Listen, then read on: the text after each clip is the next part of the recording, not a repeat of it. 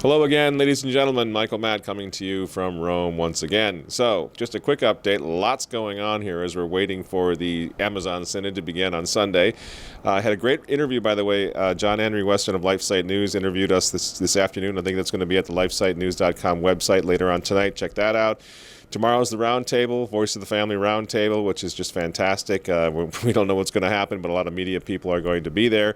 And they're trying to encourage people from all over the world to make use of their live streaming of this event and to submit questions and so forth. So check out Voice of the Family, Google Voice of the Family, and you can engage in that. I think it's free, but it's live streamed, and it's going to start tomorrow, Rome time, around noon.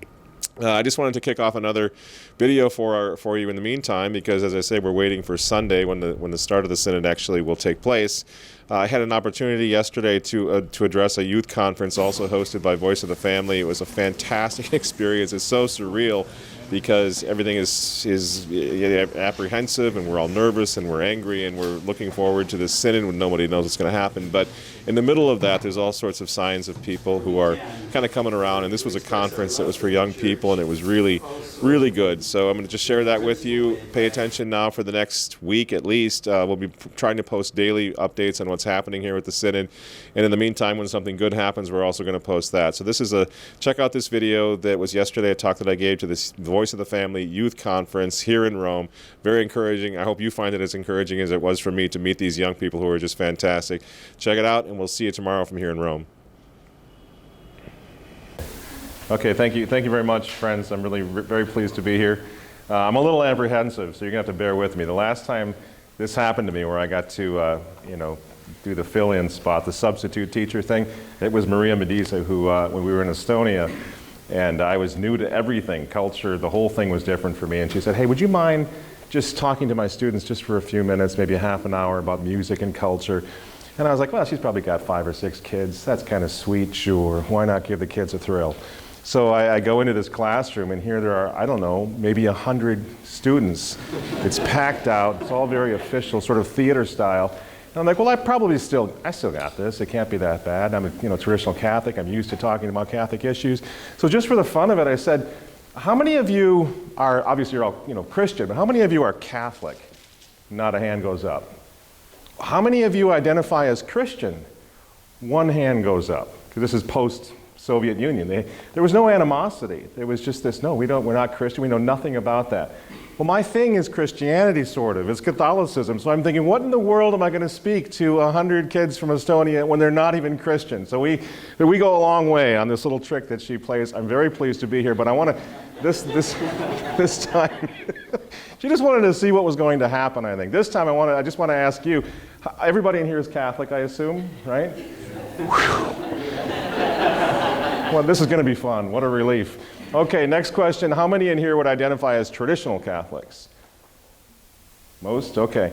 How many of you would identify as just conservative, faithful Catholics? So we pretty much have a consensus.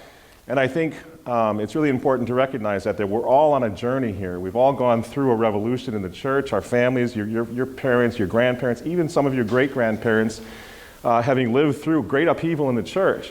And we're all finding our way back. As John Henry, I think, mentioned, I'm a cradle Catholic. I'm a cradle traditional Catholic.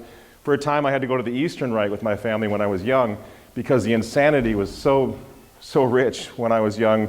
We had the felt banners everywhere, and the guitars, and all the nonsense going on. So for a while, we had to actually go to the Eastern Rite. They called us Roman Catholics, as in roaming Catholics, just roaming around trying to find some place.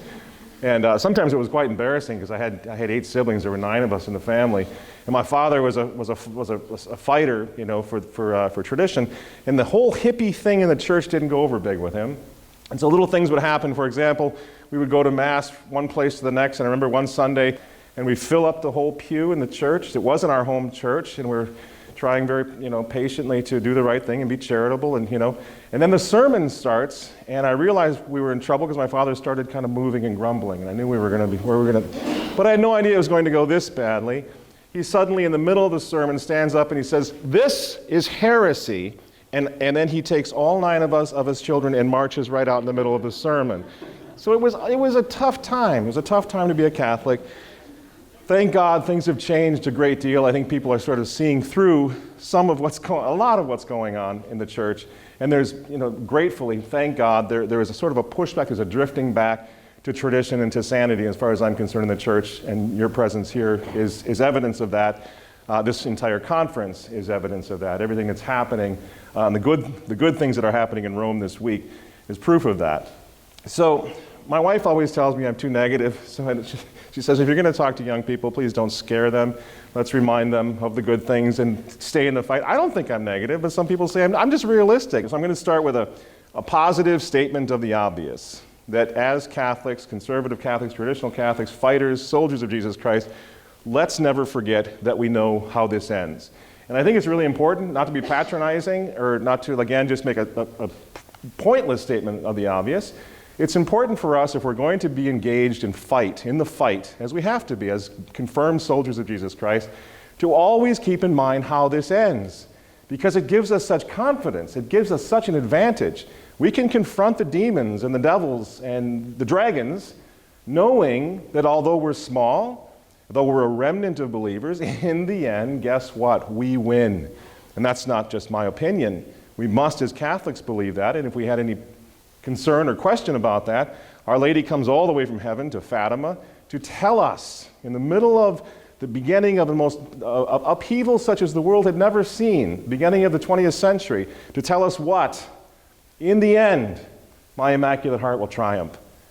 We know how this ends. And what is she doing? She's basically paraphrasing what her son said to us when he left this earth. I will be with you always, even unto the consummation of the world. That's incredible hope and confidence in every one of us, confidence in the victory. We know how it ends, but we also need to be realistic. So with that knowledge of how it ends, we engage. We learn to fight. We learn to be courageous, always knowing that in the end, we will win. So long, not as God is on our, let's make a quick distinction. We're not saying God is on our side. Stay away from God is on our side talk, because we don't know that. The way this victory is assured for us is if we remain on the side of the angels, if we remain on God's side, and that's the trick. Because a lot of crazy people, a lot of serial killers have said God's on our side, and God's on my side, I'm going to do whatever I want. The point is nowadays that we stand in fidelity with tradition. That's the only reason. You should not be in this room because you care what my opinion of something is. My opinion of Catholicism is. My opinion doesn't matter. And very few other men on the earth right now, their opinion of Catholicism doesn't matter. The only way we can stand and resist, including resisting, even princes of the church, respectfully, and if it's in our purview, in our state of life to do so, the only reason, the only way, the only authority we have is if we stand on sacred tradition. So we must be sure everything that we do and say lines up with Scripture, lines up with tradition, the two pillars, the foundations of the church. That's the only authority we have. We on our own have no authority. And so that's another very important thing that'll give us not only confidence that we're doing the right thing, but it'll also inspire us to fight. Because anybody can say, who are you to judge? I'm no one to judge. History judges, tradition judges, Scripture judges what's going on. And we need to be faithful to that because, as you all know, right now throughout the church and throughout the world, confusion reigns. And that's where the clarity is. I want to just briefly, before I get into kind of the, down in the trenches talk about how we live out our Catholic lives, I want to just remind you of what it was like. John Henry mentioned that my family goes back a long ways. My great-great-grandfather was in Catholic journalism. My grandfather was a Knight of St. Gregory, made so by Pope Pius XI. It goes back a long way. They founded a newspaper called The Wanderer. My father founded a newspaper called The Remnant. So it goes back a long time. And what happened then to these men who were defenders of the church, I'm talking about my grandfathers, great-grandfathers, what they were doing is they were sticking with what the popes told them to do. So when the Wanderer, I don't know if any of you have heard of that magazine, it's the oldest weekly magazine in the States, founded by my great-grandfather. When they began that newspaper, they again didn't say, we're going to start a newspaper because we just want to be Catholic activists. Pope Leo XIII had commissioned them as Catholic journalists to go into the streets and go into the world and defend the church against the forces of enlightenment, especially with German immigrants, what Freemasonry was doing at the time. And so they took their orders directly from Rome. And for 100 years, they were on the side of the popes. They were on the side of the papacy. They defended the church. They used encyclicals. My father was called an encyclical thwacker because he was always citing the encyclicals. And after the Second Vatican Council, a very sad and tragic moment in the history of our church, right? There's a lot of confusion that came about from that. They found that the very forces that they were opposing now, so if you imagine standing with a throne of Peter behind you, you're defending the throne as best as you can as Catholic journalists, all of a sudden the same sort of errors that they had been going against, they heard coming from behind. In other words, there had been an infiltration at the Second Vatican Council.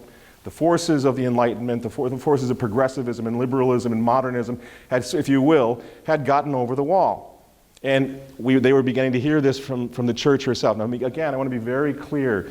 The church is divine and the church is human. The divine element of the church is inviolate. She can never err. She's pure and always, never can make a mistake. The human element is subject to human frailties. And that's what happened essentially at the Second Vatican Council. There was an infiltration. So my point is that by the time of the early 1970s, things were really crazy. I told you about my family and trying to find a place to go to Mass. We didn't have the options anymore. Even really early, I don't know how many of you are familiar with Archbishop Marcel Lefebvre, the Society of St. Pius X. That changed things, and the Mass began to come back. But in the early days, there was nothing. So I remember very clearly attending Sunday Mass in hotels. My dear mother, God rest her soul, they found out that one of the churches that was being renovated in our neighborhood had a beautiful side altar, rather high and elaborate side altar that they were going to be destroying, chopping up and destroying. And so they rescued that altar, and she had it put into the basement of my home. So now, whenever I was in high school and we had a pool table down there and the things that you normally have in a basement, I had my friends over, we'd be shooting pool, and they'd come down, and there's this huge altar sitting in the basement. Like, what's with the altar? So that was awkward, but it gives you an idea. gives you an idea of two things: what it was like then, and I'm so happy for you because you don't have to go through that. But it came from that kind of a catacombs mentality or catacombs experience even in the early 1970s. I'm not that old. I know to you I seem like I'm 100, but I'm not that old. So even in my lifetime, we went from masses in the chapel. I learned how to serve the traditional Latin Mass in my basement as a little kid, to the hotels and all this, just barely scraping by. So today, this week, we're in Rome to cover this disastrous synod, and everyone's very depressed, rightfully so. They're concerned, they're afraid. I seem to be the only one walking around with a smile on my face because I feel like we have so many friends, so many allies all around the world who are suddenly waking up. There's been a crisis, and that was the most difficult thing through the 70s and the 80s, was this idea that everything was wonderful, everything was beautiful, just getting better every day. And you knew that it wasn't, but there was this sort of state of denial, of deception, of blindfolds in front of the eyes of millions of good people, and that was difficult. So now something's changed dramatically in that we can see people are waking up. We have many, I would say many millions now of allies, friends who are waking up. So there's my positivity, and I really am very positive. I'm very happy. If anything I say today should cause you to be depressed or despair, I'm going to feel like I've failed, and my wife won't feed me for weeks. So I want to start with the positivity, and I'm not just saying that because now let's go down in the dark trenches. I'm saying that because I truly believe it. I'm filled with joy. I'm so happy because when we were kids, the Michael Davies of the world, I don't know if any of you are familiar with that name, but the pioneer traditional Catholics, they were saying that this moment was coming, that there would be an awakening. But it just seemed impossible. It seemed like it was just never going to happen, let alone that we were going to live to see it. You had this theological confidence in God, but you didn't think you were actually going to live to see it. So this is like the Dickens thing. It was the worst of times, it was the best of times. We've come into the worst of times. I believe this is the worst crisis in the history of the church. It's also the best of times in that there's this great counter-revolution coming out of this. Great counter-revolution. People are waking up everywhere, and this is proof that God is in his heaven, and that this is his church, and that this church is his to save. We don't have the full responsibility, even if we were able. We can't save the church, but we have to do our part. We have to do the part that God has put us here. And we're going to talk about this towards the end. The honor, the singular honor of being part of this moment. We have the opportunity to be the people about which future generations will teach their children right now. If we just do the same thing, if we do the very thing that we were put on this earth to do to begin with. Know, love, and serve God. God isn't asking something of us that's impossible. We have to do it anyway. The challenge today is continue to remain committed to doing it, despite the fact that the whole world and the flesh and the devil are telling us to stop doing it, to stop knowing, loving, and serving God. So it's kind of neat. It's kind of fun for us. We can sort of be heroes in this time merely by doing our duty as baptized Catholics. And it's going to be difficult. And so now I'm going to move on to the next little stage here, because I think it's important to be realistic. Things are not good. We know how it wins. We know how it ends. It's going to win in the end. We know what to do. But we also have to strategize intelligently. And in order to strategize intelligently, we have to ask ourselves and our friends and our peers and our priests and teachers, what exactly does God want us to do? The first thing to overcome is fear. The first thing that we all need to overcome is fear. And I know it's biblical, but I do believe there's a certain cavalier attitude when it comes to be not afraid. Because be not afraid in Christ, if you have the faith and if you're going to live up to the calling of your baptism, the promises of your baptism, yeah, don't be afraid. But don't expect fear not to be there. And you all know what this is like as young people on campuses or what. It's not easy to stand out. And so if I say to you, there's nothing to be afraid of, believe me, this is great, you're going to look at that and say, well, that's unrealistic, because there are things that we should be afraid of. Ironically enough, one of the things we should be afraid of is God himself. We are meant to be God-fearing people. Fear. God-fearing people. There's nothing wrong with fear. Fear is a motivator for action. Fear is a motivator for perseverance. We need to have the fear of hell, a very real fear. Because everything that we lost from and by the way, nothing started at Vatican II. That's the revolution I mentioned before. It was a coming out party, Vatican II, of modernism. It goes back, so be careful of that. People will say, oh, you guys think that everything was great before Vatican II. No, we don't. We've never said that. St. Pius X in 1907 was warning of an infiltration of heretics at the heart and bosom of the church in 1907. He's referring to modernists. And modernists are what? Modernists are those who represent or who believe in the synthesis of all heresies. In a way, it's the worst heresy ever. It was in the church long before Vatican II. This revolution has been going on for a long, long time. So what we had before, what the church had done for 1,000 years, was sort of put the caps. You can see it all over Europe. The great cathedrals of Europe are like caps put over the portals of hell. The Catholic Church stopped those doorways, those portals, keeping the satanic underground, away from the light, away from the children, away from the sheep, away from the souls that need to be saved, right? And now what's happened is we've sort of removed those caps. So we need to be afraid. We need to be, and by caps I mean things like the traditional Latin Mass, sound doctrine, the Rosary, all these things that were given to us, even an appreciation for the angels. When's the last time you heard a sermon from a Novus Ordo priest about angels? And yet angels, we were all at this Acciat Ordinata prayer demonstration the other day out in front of Sant'Angelo. What is that? That's a monument to the power of the angels. Well, we don't hear that so much anymore. So yes, we need to be afraid, because many of the things that were used by Mother Church to protect us from the satanic have been removed. So I would say, don't stress, be not afraid. Handle fear realistically. Be realistic about it. Fear the satanic in society.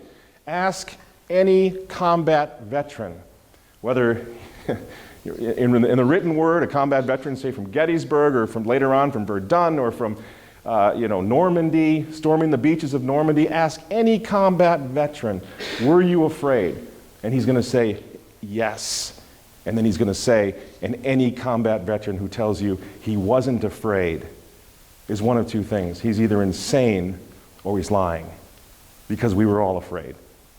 And I think we really need to think about that as Catholic soldiers of Christ. Don't be worried about the fear. That's going to be there. What we want to do is find ways of overcoming it. And we can help each other do that in a physical sense by the camaraderie. Did you ever think about martyrdom? Like if you were called to give the ultimate sacrifice, and you're like all brave, and yes, I'm going to do this. I will not spit on the crucifix. I will die.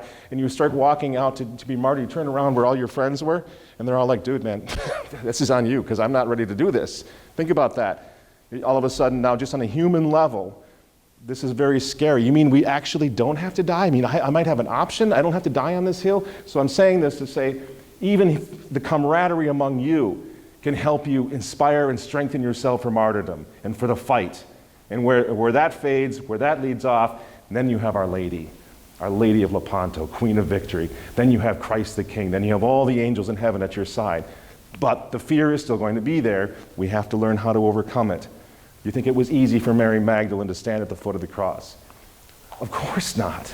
She would have been terrified of the soldiers, just like everybody else. Her whole life was coming down around her, and she knew it. It would never be the same. And there was even a fear for her, don't you think? There would have been a fear for Magdalene that the others would have said, who does she think she is? You know, like a social concern, a social fear. Who does she think she is standing out there at the foot of the cross? Peter isn't even there. Who does this chick think she is? All those things must have been going on because the apostles, the disciples, were human just like we are. So petty nonsense like that was probably going on. And was probably, all of them were dealing with that sort of thing. We have to humanize them because they're like us. They just became heroes and we want to follow them. We have to appreciate their fears and then what they did to overcome them. St. John, one of the last things we know about St. John, the apostle, the beloved, the closest to our Lord, what was he doing? He's running for his life. He's terrified in the garden, like the rest of the apostles, running for the fear of the soldiers. And this, people have speculated, where did he go? What changes John from this scared little rabbit who runs up? Even Peter shows more spittle when he wants to start fighting. John just takes off. What must he have done? Well, he's the beloved of Our Lady as well. So he goes to Our Lady's house and he pounds on the door, boom, boom, boom. We need to leave, they've taken the master. We need to get out of here. And I just think it's so inspiring to imagine a look on her face when that moment comes. She always knew it was coming. And John's terrified. And he looks at her and she's completely calm. Of course, this is why he was born. This is why he came into the world. This is our time to stand with him. And so the fear must have just faded from him completely. He was human too. And then the next thing you see, he's standing there, bolt upright straight, soldier for Jesus Christ. For all time, he stands at the foot of the cross. But he was afraid a few hours before. So of course, part of our strategy here is go to Our Lady, obviously. Next example of fear, the Christians in the catacombs in this very town, in this city. What were they doing down there? They were afraid. They were burying their dead. They were having their masses because it was dangerous on top, and they weren't crazy people. They were just like us. They liked good food. They liked good wine. They liked good conversation. They loved their children, their little children. I've got 7 children, and even now my youngest ones, if they want to come and take me, I might make a halfway decent showing of it. Although what does St. Thomas More says, this is not the stuff of which martyrs are made. I hope I'm not tested. We're not looking forward to martyrdom, I hope. But if they take my children, my little ones, and start torturing them, right? Well, that's what the Christians were facing. Again, humanize them. That's why they were hiding, not because they were cowards, but because they too loved life, and they wanted to go on loving life and serving the community and doing wonderful good things. But they went to the catacombs for a while out of fear, and so must we. So we can continue to fight. They were afraid of pain. They were afraid of death. So my point is that courage, heroism, but especially courage, it only means something, what? If the courageous were afraid. Courage is only meaningful if you were afraid to begin with, because you had to overcome that. That's why it's so amazing when we see the Christians, we see the heroes of our faith and of history, overcoming the fear. So if you don't have any fear, you're probably not going to be a hero. That's what it's all about, overcoming it, keeping the faith anyway. Despite all this, our Lord himself says what? Greater love than this no man hath than to lay down his life for his friends. What's he saying? Why is God himself saying that to give your life for someone is the greatest manifestation of love? Because he understands the fear. God is our creator. He understands the fear. And so the person who lays down his life is not afraid of death. He's more interested in loving and serving his friend, his neighbor, than preserving his own life. He's willing to face the fear, the deprivation, the pain, the suffering, the martyrdom, rather than just continue on his own life. And God says that's the greatest thing of all, the greatest kind of love of all, because it's overcoming the fear that we all have. So last point on that, don't be afraid of being afraid. That's going to happen. Be afraid of cowardice that'll come if you don't face and confront the fear first. People say, well, it's the end of the world, so what's the point? Let's just be done with that one. I don't know when the end of the world, ever since I was a little kid, people have been telling me the world was ending. It was going to be 1972, because Jacinta Fatima said, very undocumented, that she said it was the end of the world. And then it was the long days of darkness that were supposed to happen, and so we all had candles under our bed, and we're preparing for the days of darkness that never came. And then it was 1980, and then it was Orwell, 1984. It just kept on happening, where there was so much, let's get in the catacombs and wait, because I'm pretty sure it's this year. And I hear this all the time running a Catholic newspaper. People say, don't you realize it's the end of the world? Don't you realize Francis is the son of perdition? He is the Antichrist. How do you know? I think it was like in the 2nd century already. They went into the desert to hide because they were convinced the second coming of Christ was at hand. Let's not get bogged down in that. Our job stays the same. I'm a bit older than you, so maybe I shouldn't say 50 years. How old are you guys, like 20? Early 20s? 70, okay, so 60 years. For me, 30 years. For you, 60 years. Guess what? Every one of us in this room is going to be dead. We're going to be dead. So apostasy, if we say, well, I'm not going to do this because they're going to hurt me, they're going to kill me. Apostasy doesn't mean you get to live forever. It means you get to die an ignoble death. So don't apostatize. Stay strong. And realize that you might die. But my goodness, to give your life for Christ. I think little Jacinta or little Agnes or Cecilia or Anastasia, that they were like, I'm going to go be a martyr. No, they had mothers, they had fathers, they had a life. They didn't think they were going to be martyred. But when it came time to do that, they were ready. Catholic action despite persecution, next section. There's going to be persecution, and it's already started. You know how it is now, what you can say and can't say online, on Facebook, at school, you've got to be careful on campus. People are losing their jobs now too. Professors are losing their job for being too overtly Christian. Guess what? The persecution has already started. So let's not worry so much about avoiding that. This, I would say, what we're living through now is the darkest moment in the history of the world since the crucifixion of Christ. I think this is the dark. It could be, again, take my own advice. Use the word could be. It seems like it. It very well might be, because we're seeing a breakdown at the very heart of the church now. So it could be the darkest moment in history. What we're living through could be, if, like, for example, if the Amazon Synod goes as was predicted now by Cardinals Brad Mueller and Burke and some pretty high, powerful men, powerful theologians, if it does go in the direction of apostasy and heresy and schism, then this is going to become the biggest news story in the history of the world. That's the Catholic Church raising the white flag of surrender in her human element and in her human leadership. The church will survive. Gates of hell will not prevail. But the devil really, really wants the Catholic Church to go his way, and take confidence in that. After all these years, 50, 100 years, where they've broken down the church, they've broken down the Mass, they seem to have been so successful against the church. They are terrified right now that their job isn't done. They still are working to get the Catholic Church completely on their side. They're never going to succeed, but we can take inspiration and faith and hope from that. They don't think the job's done, so we shouldn't either. But still, what's happening is one of the I would say the second darkest moment in history.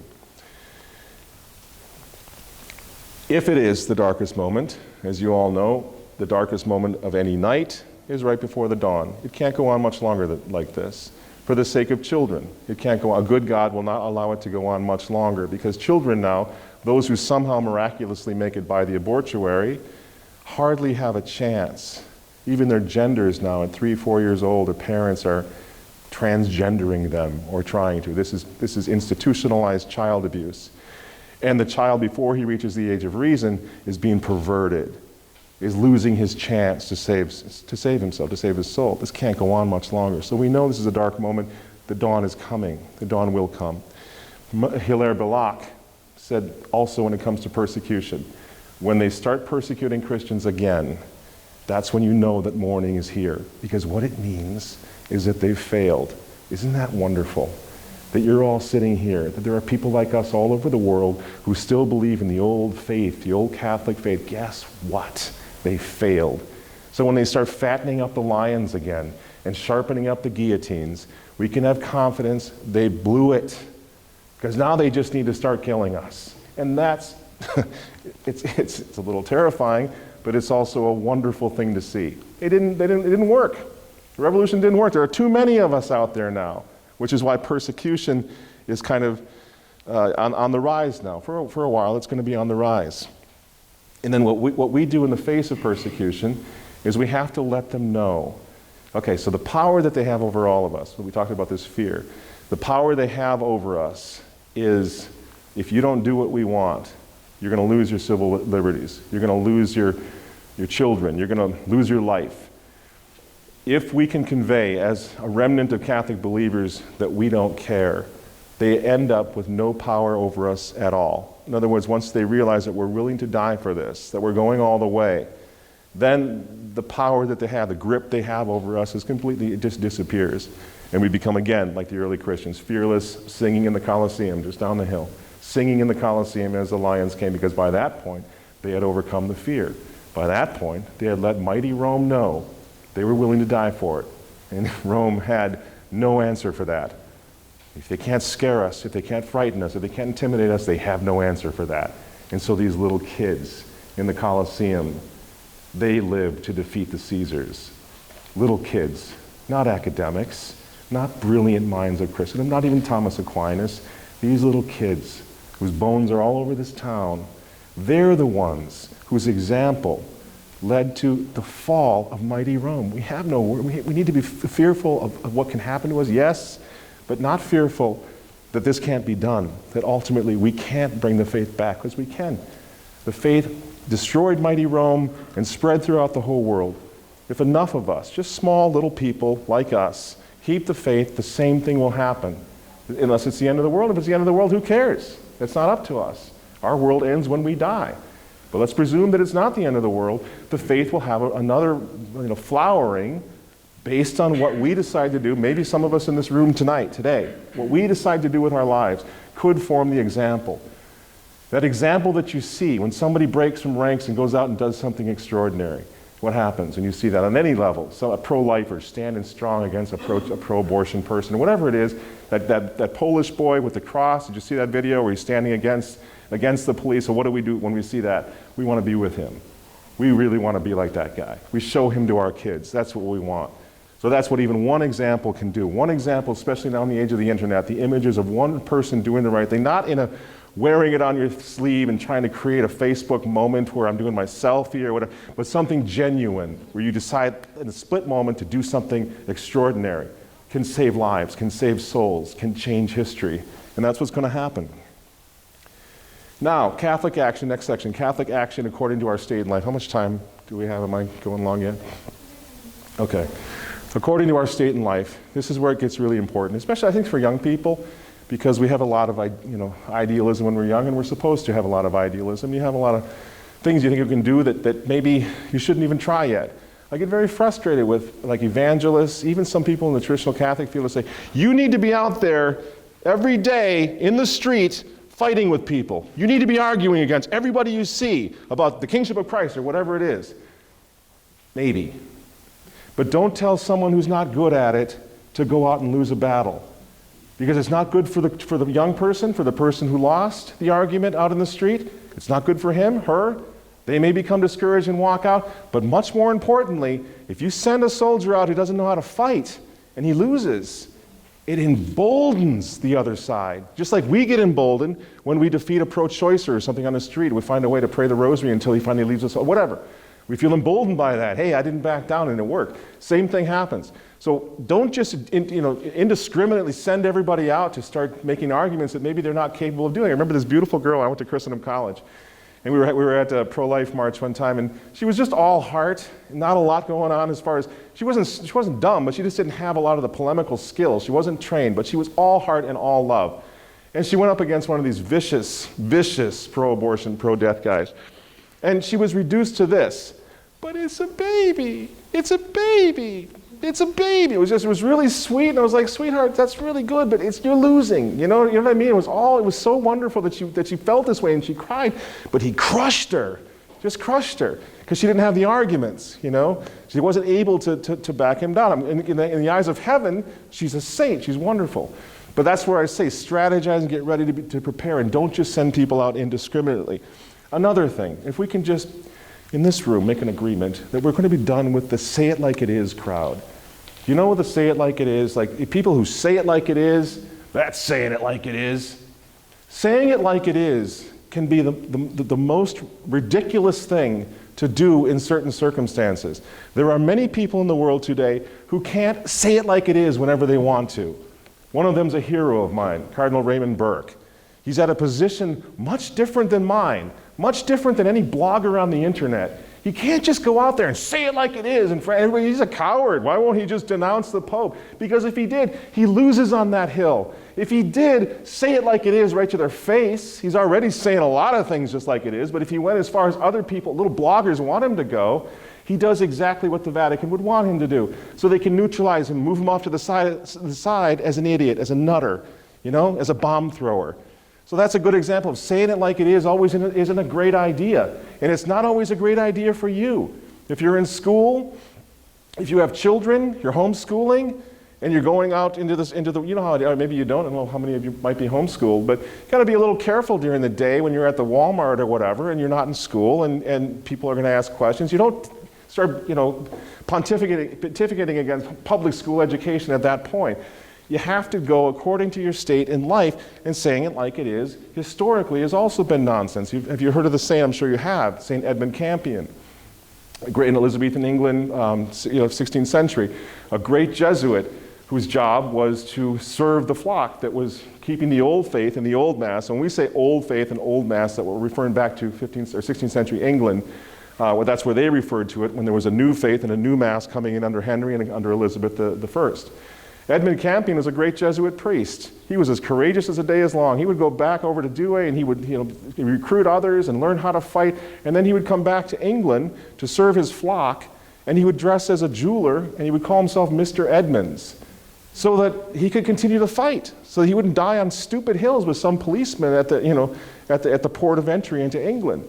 So some people today, some bloggers would say, Edmund Campion, he didn't say it like it is. What a coward, he should have said it like it is. No, he went on to fight and to save a lot of people and to sort of strengthen that traditional Catholic resistance in England at the time. St. Thomas More, the same thing. What does he do? He observes a silence in the face of the oath of supremacy with Henry VIII. He says, I'm just not going to say anything. I'm going to make them prove their case against me. Lots of bloggers today would say St. Thomas More was a coward. Why didn't he say it like it is? So saying it like it is not the answer. Saying it like it is oftentimes is what bloggers do, and journalists, writers, is what they do to draw attention to themselves. Most people who say it like it is are saying it like it is because they have nothing to lose. And so you can just make a bigger name for yourself by saying outrageous thing, and everybody says, boy, aren't you courageous? No, you're not. I'm in a position where I can say almost whatever I want. As a journalist in America, we still have freedom of the press. Lots of journalists here in this town can't do that. They want to keep their jobs at the Vatican and continue to do really good work. So even at our level, you can see that simply doesn't work. Father Michael Pro, with the Cristeros down in Mexico. Do you remember the famous image of him dying with the Viva Cristo Rey on his lips? What's he wearing? Anybody know? He's wearing a suit and tie. Why is he wearing a suit and tie? The great St. Michael Pro is wearing a suit and tie. Why? Because he's undercover. He's undercover. He's not saying it like it is. He's a counter-revolutionary. He's undercover when he gets caught. He had made appearances all over Mexico, dressed as a dandy, as a woman's man, just a kind of a playboy type, and a businessman. Love this guy. That's how we need to do it.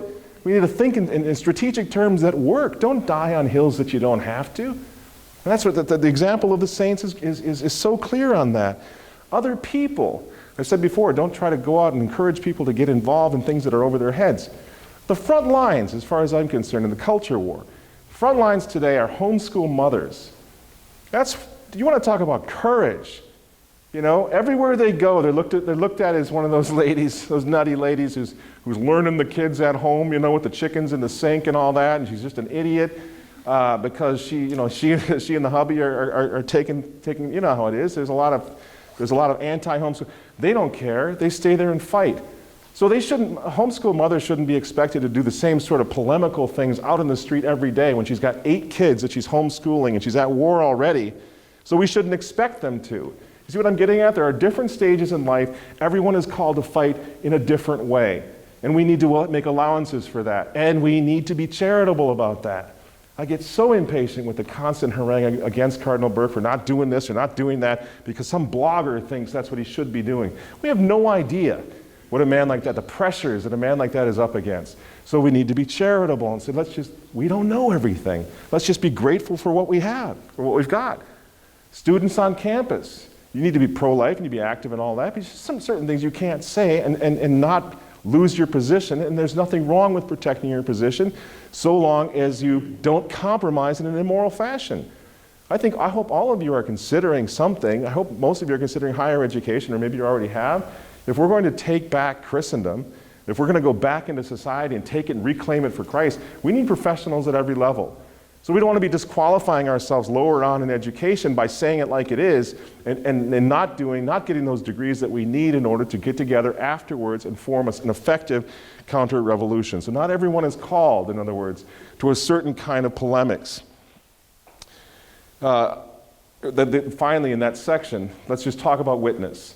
Some people are just not gifted with the ability, the gift of gab, just to go out and just be victorious on the streets or in the cafes or whatever. But that doesn't mean they're not in the fight. Witness is huge. Witness is massive.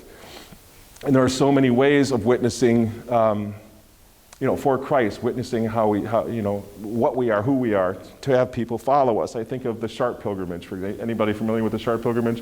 It's a 70-mile walking pilgrimage from Paris to Chartres. Yeah, good. Yeah, you've ever been on it? I went this year. Oh, fantastic.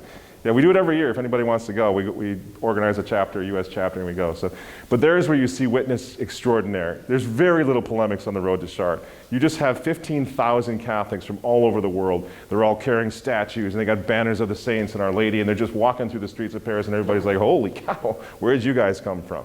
And lots of questions are asked. In other words, another interesting thing about the Chartres pilgrimage, 2 years ago, they actually formed a chapter of atheists and non-Christians to come on the pilgrimage because of the curiosity factor. They found all these people as they're walking through Paris it's a long, 5-mile long column. All the saints and angels are back, in Paris, which is now more Muslim than Catholic. And so there's a lot of people who say, what's going on? So these guys, Notre Dame de Chrétienté, they're such good strategists that they actually went door to door and said, would you like to come on this pilgrimage and actually see what it's like?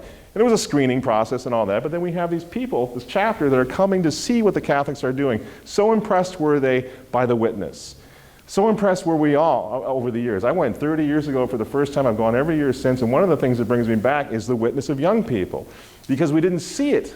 You didn't see it so much growing up. We knew what traditional Catholicism was, but we didn't get to see it. We didn't get in microcosm what it actually looked like in the real world. So for 3 days on the Chartres pilgrimage, you get to see what Christendom actually looked like. And so, for example, I remember my first, overwhelming experience at Chartres was getting up in the middle of the night because I'm a lazy, pilgrim. My feet are all banged up, and I was just walking down to the bathroom or whatever, and I was cursing the French, and I never was going to do this again. It was so miserable.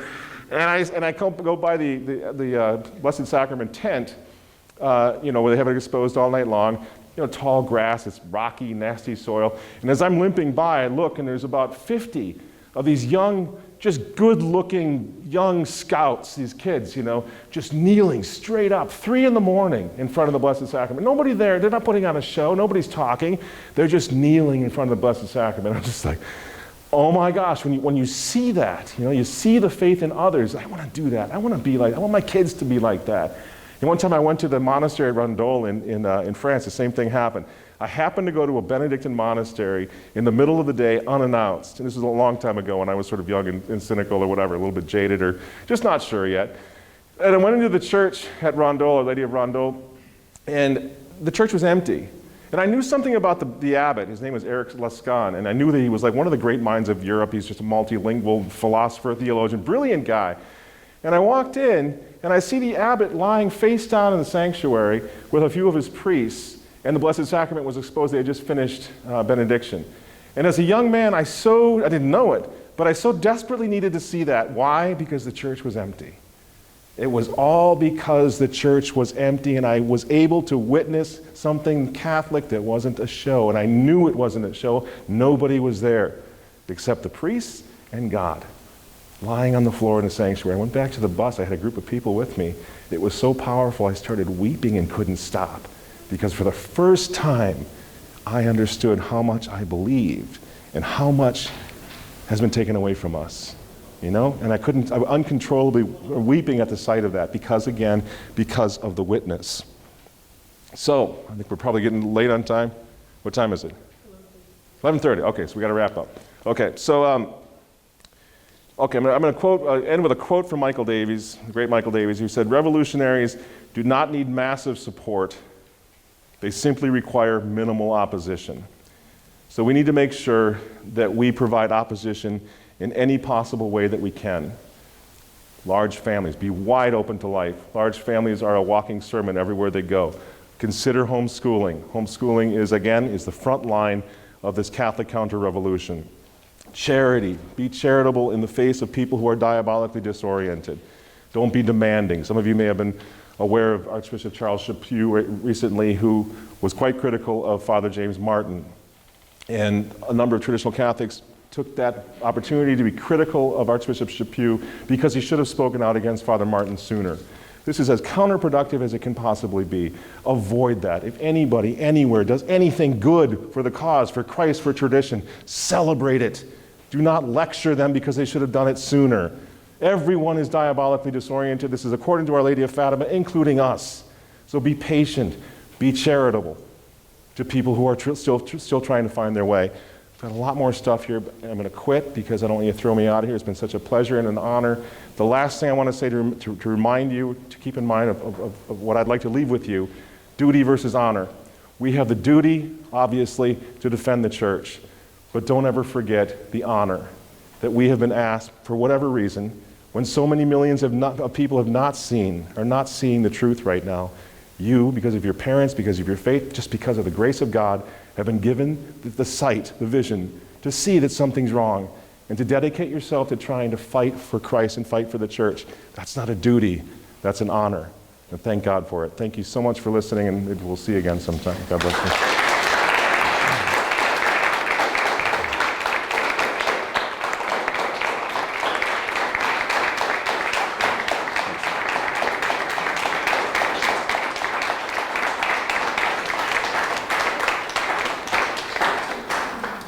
I told you. All right, so.